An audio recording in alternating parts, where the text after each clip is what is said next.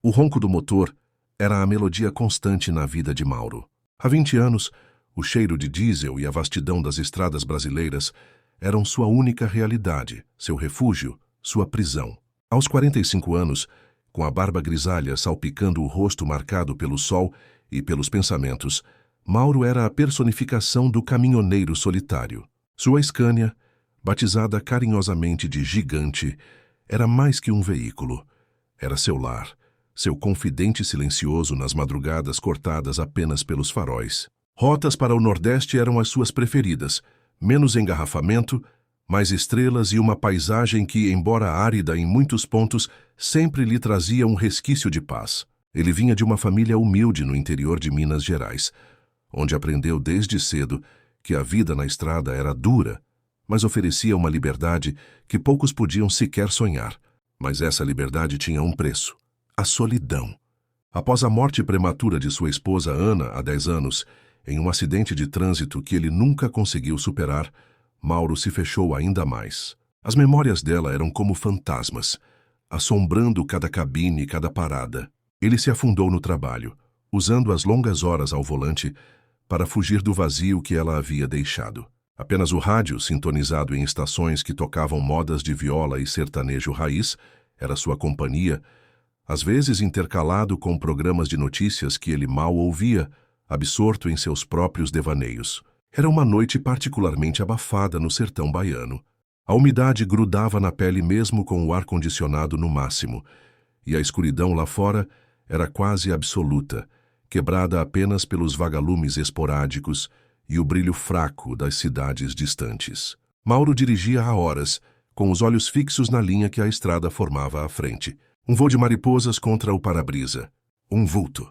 Ele pisou no freio com força, a Scania guinchando, o susto cortando o silêncio da cabine.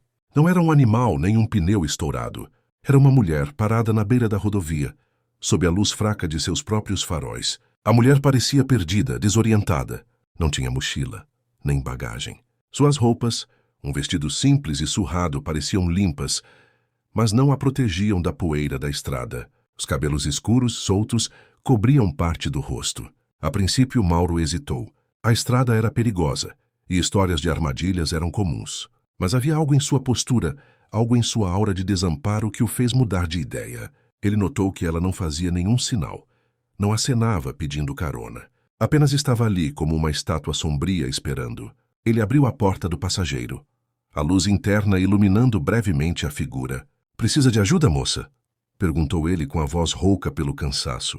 A mulher levantou a cabeça lentamente. Seus olhos grandes e escuros estavam arregalados, cheios de uma mistura de medo e desespero. Havia marcas no rosto, arranhões recentes no braço e uma fina camada de sujeira misturada com suor. Ela parecia não ter falado por horas, talvez dias, ou talvez não pudesse. Ela tentou responder, mas nenhum som saiu de sua garganta.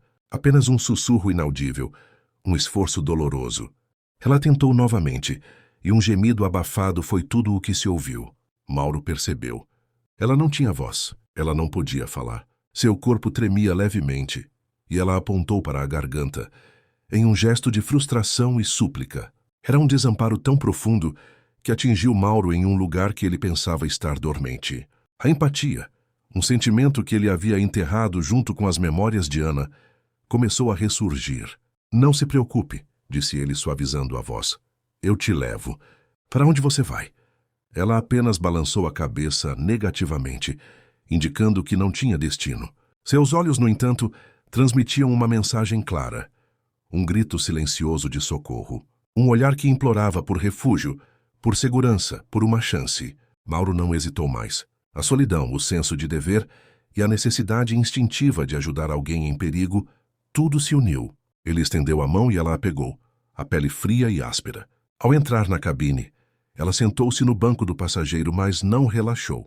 Seu corpo ainda tenso, os olhos vasculhando o interior do caminhão, como se esperasse um ataque a qualquer momento. Mauro entregou-lhe uma garrafa d'água lacrada e um pacote de biscoitos que ele guardava para emergências. Ela bebeu avidamente, engolindo grandes goles, e comeu os biscoitos com uma rapidez quase faminta. O silêncio na cabine era pesado, mas não constrangedor. Era um silêncio de observação, de cautela, de uma curiosidade nascente em Mauro. Ele se perguntava quem ela era, o que havia acontecido, e por que estava sozinha, sem voz e sem rumo no meio do nada. A estrada continuou. O ronco do motor preencheu o espaço. Mauro olhava ocasionalmente para ela, observando seus movimentos sutis, a forma como ela se encolhia ligeiramente a cada solavanco do caminhão. Havia algo mais em seu olhar do que apenas medo. Havia uma história complexa e dolorosa ali. Uma que Mauro sentia que, de alguma forma, seria obrigado a desvendar, mesmo que ele mesmo não soubesse como. Ele sentia um arrepio na espinha, uma sensação de que aquela carona não era apenas um ato de bondade, mas o início de algo muito maior, algo que mudaria o rumo de sua própria jornada. Ele não sabia, mas a mulher ao seu lado carregava segredos que ecoariam por quilômetros, e a verdade por trás de seu olhar de socorro estava prestes a se desdobrar. Enquanto a Scania seguia pela escuridão da rodovia, Mauro pegou seu rádio PX e discou para um colega caminhoneiro, mas antes que pudesse sequer dar um alô, a mulher, com uma velocidade surpreendente, segurou sua mão, com os olhos suplicantes e um terror tão profundo que fez Mauro congelar. A mulher, que Mauro ainda não sabia o nome, parecia uma sombra assustada ao seu lado. Seus olhos, no entanto, não paravam de se mover, observando cada detalhe da cabine e do exterior escuro. Ela tentou se comunicar novamente, gesticulando desesperadamente para a garganta e para a janela. Era evidente que estava tentando mostrar-lhe algo, mas a falta de voz era uma barreira cruel. Mauro sentiu um nó na garganta, a impotência diante daquele sofrimento silencioso. A história de Mauro, embora marcada pela dor, era de superação na estrada. Ele conhecia os perigos do asfalto, as armadilhas nas paradas, as histórias de sequestros e assaltos que rondavam a categoria. Por isso, a atitude da mulher de impedi-lo de se comunicar via rádio o deixou em alerta. Não era medo de ser denunciada. Ou havia algo mais sinistro em jogo. A confiança, um bem raro na estrada, estava sendo testada a cada quilômetro. Ele decidiu parar no próximo posto de gasolina, um lugar com alguma iluminação e movimento, para tentar entender melhor a situação. "Vamos parar para descansar um pouco", disse ele, observando a reação dela. A mulher assentiu, mas a tensão em seu corpo não diminuiu.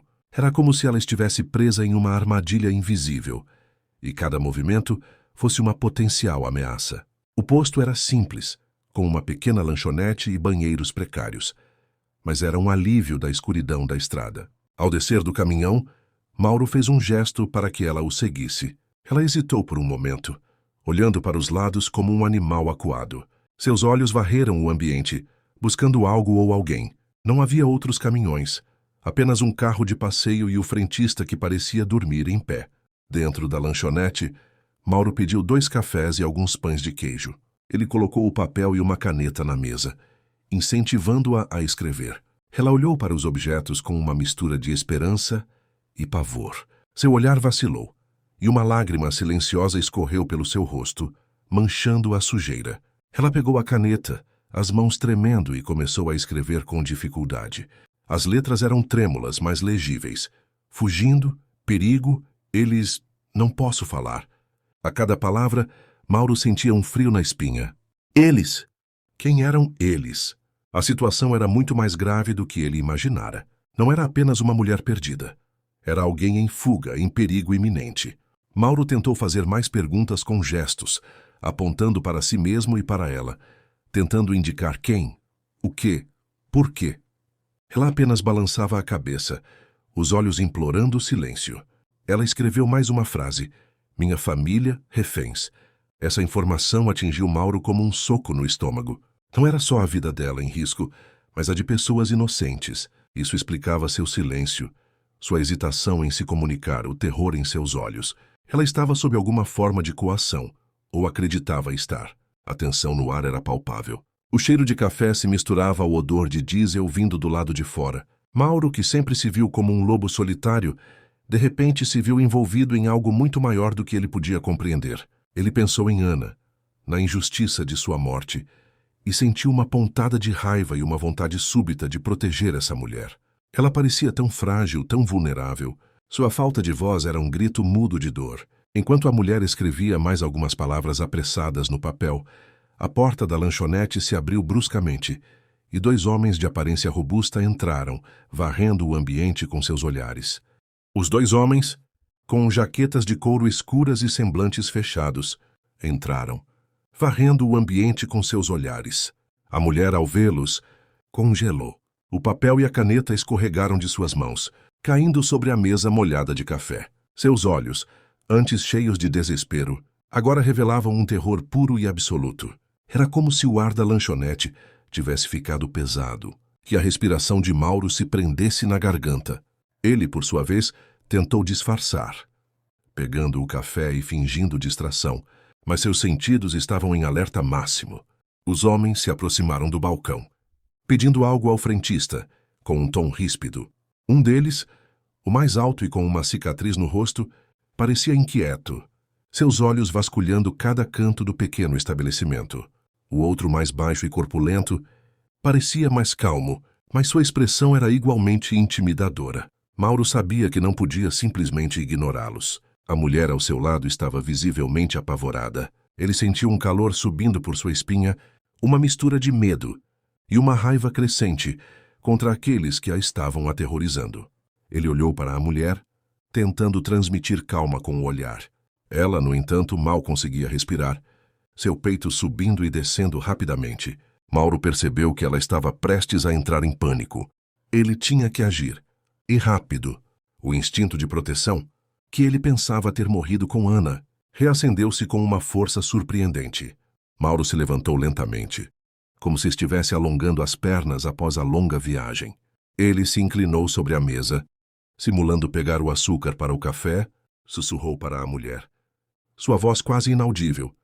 Fique calma, eu vou te tirar daqui.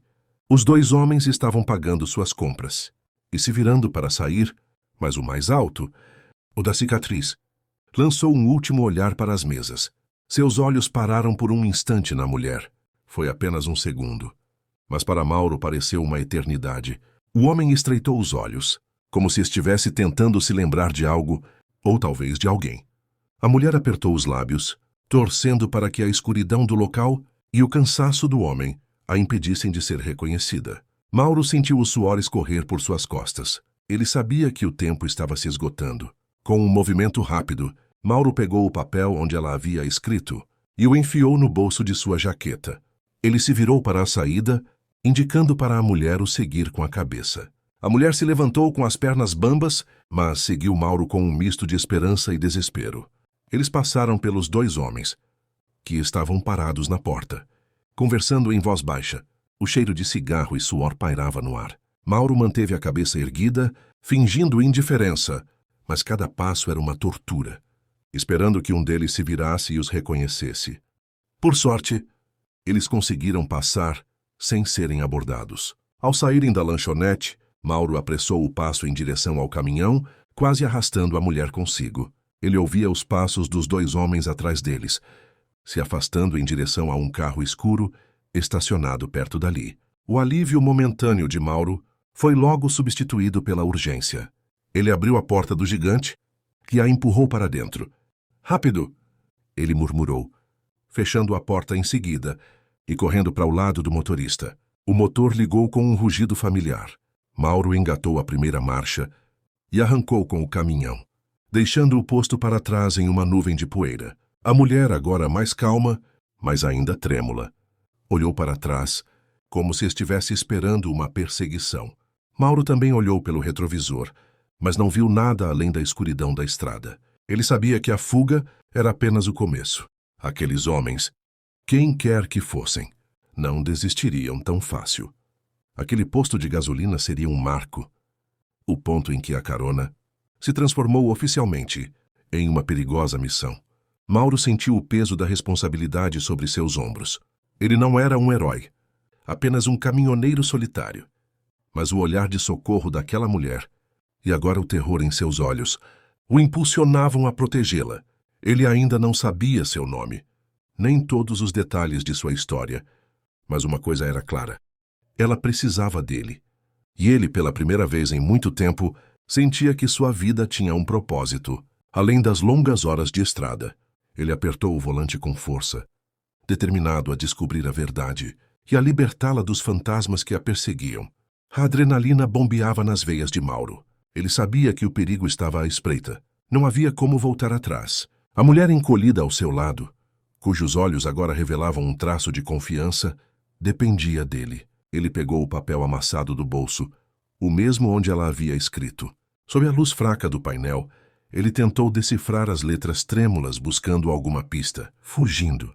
Perigo. Minha família. Reféns. As palavras ecoavam em sua mente. Ele precisava de mais informações.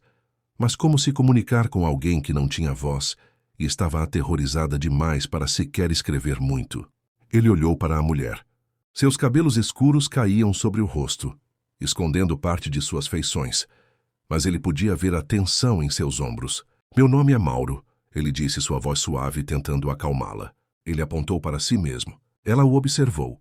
Então apontou para si mesma, hesitando por um momento. Com um esforço visível, ela sussurrou. Mas não saiu som. Ela tentou novamente, e uma lufada de ar escapou de seus lábios, quase como um sussurro.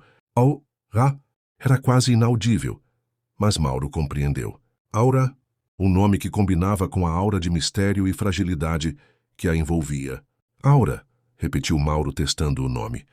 Ela assentiu levemente, um brilho de algo que parecia gratidão em seus olhos. Você precisa me dizer o que está acontecendo, Aura. Ele continuou, mantendo os olhos na estrada escura. Aqueles homens, quem são eles? Por que estão te perseguindo?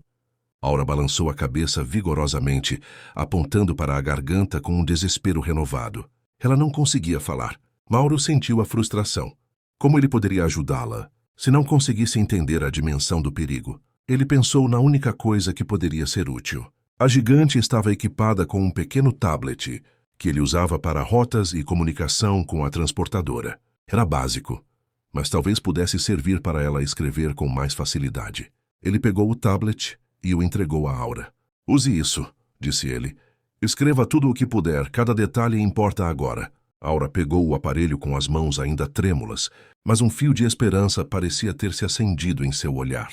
Ela começou a digitar lentamente, os dedos batendo nas teclas virtuais com esforço e concentração.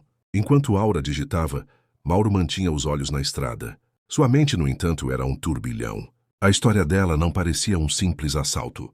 Havia algo mais sombrio por trás da fuga. Eles, família refém.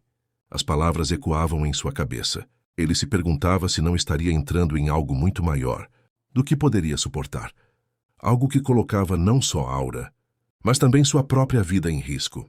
Mas então, como um farol no meio da escuridão, a imagem de Ana, sua esposa, veio à tona. O acidente, a impotência, o silêncio da ausência. Agora, diante da fragilidade de Aura, ele sentia um chamado silencioso, uma oportunidade de não falhar de novo, de ajudar, de fazer a diferença, nem que fosse uma única vez. Depois de alguns minutos tensos, Aura entregou o tablet de volta. Na tela, um texto digitado com urgência.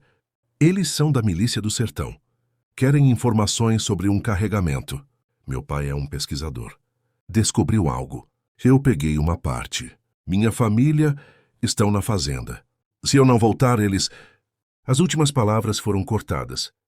Mas a mensagem era clara como a noite lá fora. Uma milícia. Um carregamento misterioso. Um pai cientista. Reféns. Nada naquilo era acidental. Não se tratava de uma simples fuga. Era uma corrida desesperada contra o tempo. Mauro sentiu um calafrio percorrer a espinha. A milícia do sertão era nome sussurrado em rodas de caminhoneiros, temida por sua brutalidade. Diziam que controlavam rotas clandestinas e que não deixavam testemunhas. Nos postos de gasolina, as histórias vinham baixinho entre goles de café. Carretas desaparecidas, famílias silenciadas, pagamentos em troca de silêncio.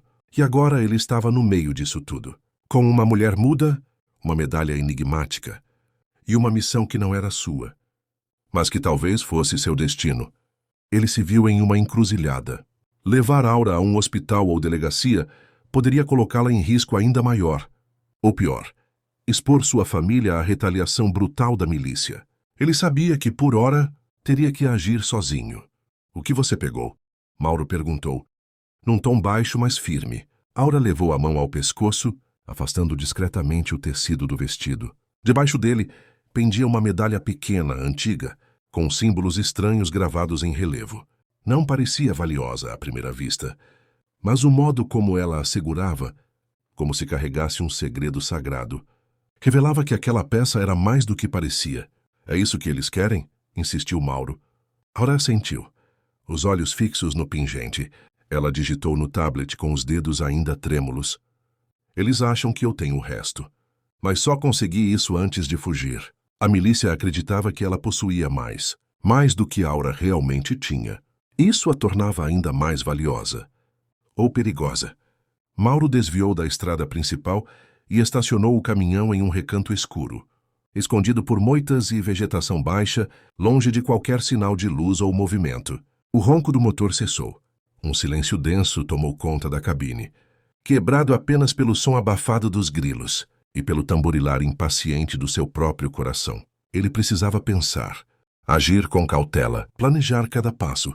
A vida daquela mulher, e talvez a de sua família, estava agora em suas mãos calejadas. Mauro olhou para a estrada vazia à frente, aquela imensidão solitária, antes sua aliada contra o mundo. Parecia agora pesada, sufocante, mas ele não estava mais só. A presença silenciosa de Aura ao seu lado era um lembrete constante. Sua jornada deixara de ser apenas dele. Agora ele carregava mais do que carga. Carregava um destino. Mauro desligou o caminhão, o silêncio da noite engolindo o rugido do motor. A escuridão ao redor era quase absoluta, pontuada apenas por estrelas distantes e pelo brilho tênue do painel. A cabine da Scania, seu refúgio habitual contra o mundo, agora parecia um bunker improvisado, no meio de uma guerra invisível. Aura o observava. Seus olhos grandes, intensos, refletiam a luz com um brilho inquietante. A medalha em seu pescoço parecia emitir um brilho próprio, como se guardasse um segredo antigo demais para continuar escondido. Milícia do Sertão. Um carregamento, pai pesquisador, Mauro murmurava em voz baixa, tentando montar o quebra-cabeça em sua mente. As peças começavam a se conectar, mas ainda havia muitos espaços em branco. Ele se virou para ela. Precisamos de um plano, Aura. Eles não vão desistir. Se acham que você tem mais do que essa medalha, vão te procurar até nos cantos mais remotos. Aura assentiu. Mas seu olhar já não era só medo. Havia uma faísca e determinação. Ela pegou o tablet e começou a digitar com rapidez. A medalha é a chave de um cofre. Meu pai escondeu lá os dados da pesquisa. Ele estava investigando uma rede de tráfico de produtos químicos, usado para a fabricação de droga sintética. A milícia está por trás. Ele ia denunciar. Mauro recostou no banco, a mente explodindo com a revelação. Não era apenas contrabando, era um esquema de drogas. Grande, violento, letal. E a milícia estava no centro. Agora fazia sentido o desespero, a brutalidade, a pressa em capturá-la. Aquela medalha não era um simples objeto. Era a ponta de uma lança apontada direto para o coração de uma organização criminosa. Onde fica esse cofre? Mauro perguntou com a voz firme. Aura respondeu com novos toques no tablet. Na casa da minha avó. Cidade de Poções. Cofre antigo, escondido embaixo do assoalho, no quarto dos fundos. Poções. O nome acendeu algo em Mauro. Ele conhecia bem a cidade. Interior da Bahia, pequena, cheia de rotas secundárias, um daqueles lugares onde a poeira fica mais tempo no ar do que qualquer segredo. Pensar em voltar lá, com a milícia no encalço, atrás de uma medalha que guardava o fio de uma verdade perigosa, o fez sentir um calafrio subir pela espinha. Mas não havia outro caminho. A família de Aura estava nas mãos dos criminosos, e se aquela medalha levasse aos dados escondidos, ela podia ser a única chance de expor tudo. Mauro segurou o volante com força, sentindo a adrenalina correr pelo corpo, como nas piores tempestades que já enfrentara. Mas desta vez, o perigo não vinha do céu. Era humano, verdadeiro, e estava à espreita. Vamos para Poções, então, Mauro disse, sua voz firme. Aura o olhou, e pela primeira vez, Mauro viu um lampejo de esperança em seus olhos. Não era mais apenas desespero, mas uma centelha de confiança e gratidão. Ela parecia entender a dimensão do perigo que ele estava abraçando por ela. Mauro ligou o motor novamente. o som familiar da Scania preenchendo o silêncio. Ele traçou a rota em sua mente, pensando nos desvios nas paradas estratégicas, em como evitar os postos de gasolina e as cidades maiores onde poderiam ser facilmente identificados. A madrugada avançava e a estrada se tornava uma aliada.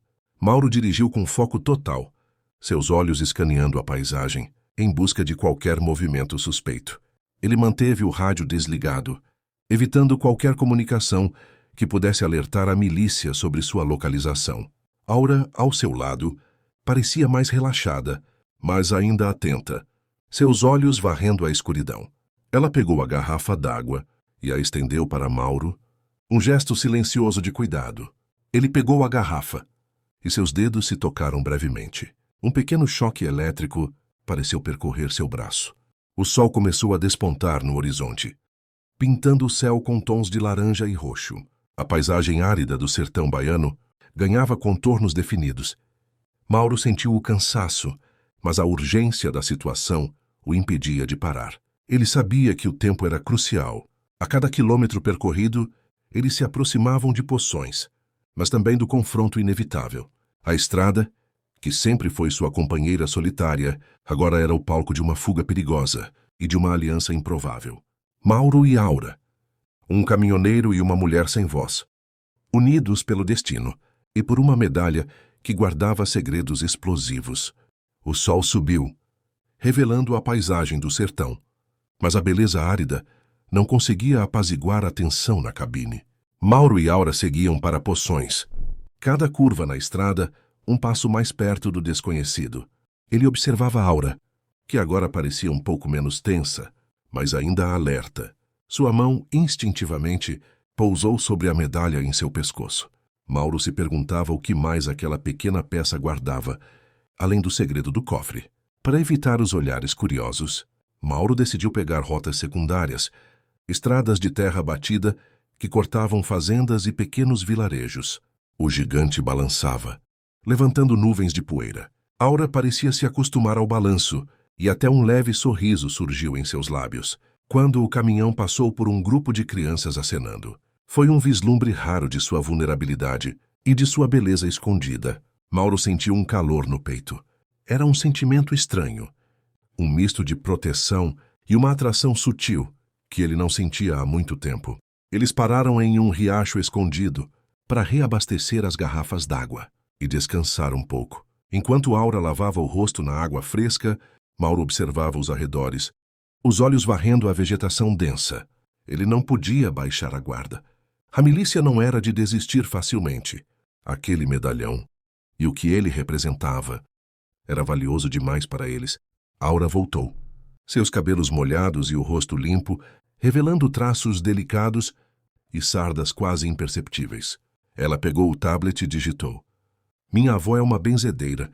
Ninguém na milícia vai pensar em procurá-la lá. Eles acham que ela é louca." Mauro sorriu. A ideia de uma benzedeira, servindo de esconderijo para um segredo tão explosivo, tinha um toque de ironia que ele apreciava. A ingenuidade dos criminosos podia ser a salvação deles.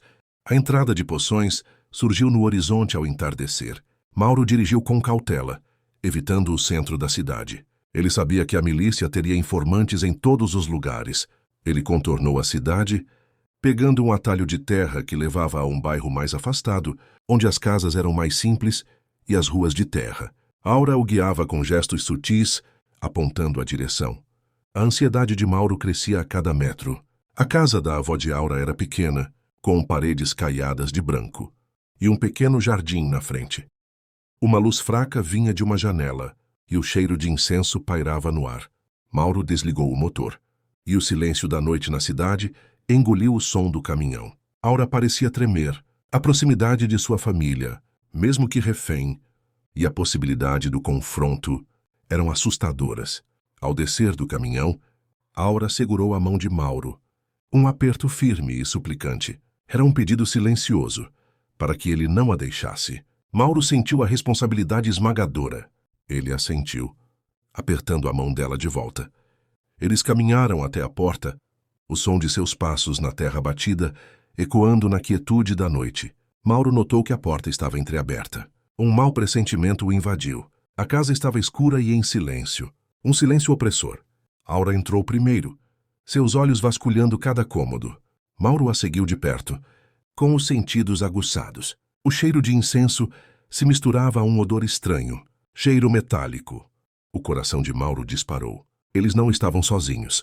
No quarto dos fundos, a cena que se apresentou a eles gelou o sangue de Mauro. O assoalho estava revirado, e um buraco escuro revelava o cofre, violado e vazio. As tábuas de madeira estavam espalhadas, e uma pequena bagunça indicava a pressa dos invasores. O cofre estava aberto. Seu conteúdo, os dados da pesquisa do pai de Aura, levados. Mas o que realmente fez Mauro congelar foi a figura encolhida no canto do quarto. A avó de Aura, uma senhora franzina de cabelos brancos, estava amarrada e amordaçada, seus olhos marejados de medo. Ela não havia sido ferida, mas o terror em seu rosto era palpável. Mauro se apressou em desamarrá-la, enquanto Aura, com um gemido abafado, correu para abraçar a avó. Enquanto desatava as amarras, Mauro notou uma pequena caixa de madeira ao lado do cofre. Ele a abriu. Dentro havia uma série de cartas antigas, amareladas pelo tempo, e uma fotografia. Uma fotografia em sépia de um homem e uma mulher jovens, sorrindo. O homem era a imagem de um Mauro mais novo, e a mulher era Ana, sua esposa. Mauro pegou a fotografia, suas mãos tremendo. Ele olhou para a imagem de Ana e depois para a avó de Aura, que agora estava sendo consolada por sua neta. A avó de Aura, com a voz embargada, olhou para Mauro e disse: Você é o filho da Ana. Eu sou a avó de Aura, e a irmã de sua mãe, que também era minha neta. Sua mãe era filha de um casamento que ela teve antes de meu filho. Ana era neta da minha irmã. Sua mãe de Aura era filha do meu filho. A avó de Aura não era apenas uma benzedeira, era a irmã da avó materna de Mauro. Aura era sua prima de segundo grau, o que fazia da avó dela sua tia-avó. A revelação atingiu Mauro como um trovão. Ele estava protegendo não apenas uma estranha, mas um membro de sua própria família, ligada a Ana.